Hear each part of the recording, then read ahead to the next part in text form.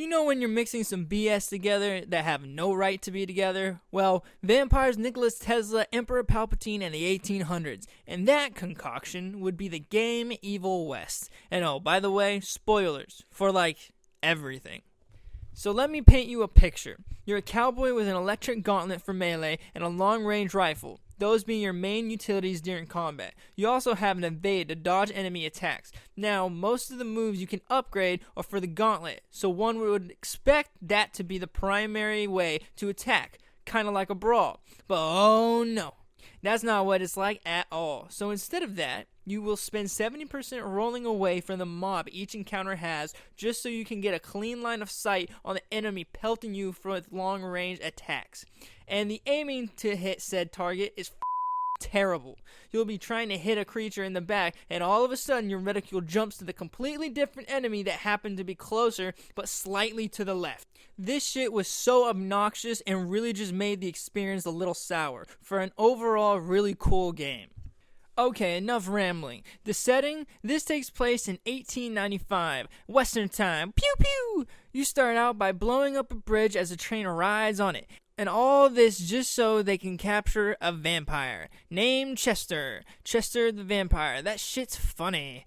Our main character is Jesse Reiner, an agent from the Rainer Institution, which his dad just so happens to be a leader of. Jesse is what we might call a loose cannon, if you will. Then there is his partner, Edgar something, I can't remember. An older man who's supposed to be retired but just couldn't leave it alone, had to get back in the game. Well, these two dudes use Chester to break an invisible wall, then they take Papa Vampire's head right in front of his daughter. That's pretty metal. After that, they head home to do an electrical show, and everything goes to shit. Yep, a Zeppelin falls out the sky, and vampires... You know what? I'm just going to call them vamps. Cool. And the vamps were running around slaughtering basically everybody. How this all happened? Well, you remember that vamp head we took? Daughter not happy. Not at all. So, the only ones to survive were Edgar, a politician that I don't care about, Jesse, and finally his father. They make it to a small cell of their organization where they try and help Jesse's father who has been badly wounded. In the meantime, they send you on some side missions, then Edgar says Jesse's father has been infected, but wants to cure him instead of executing him.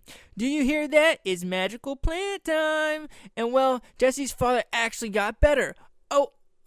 Wait, nope.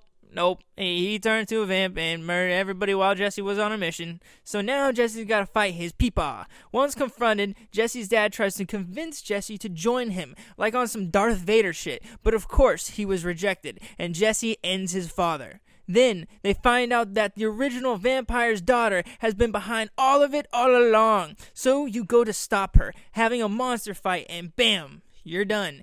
In the end, you were a hero. Your dad was a douchebag. The politician goes to jail. I love that part. And Jesse becomes the new leader of the Institute.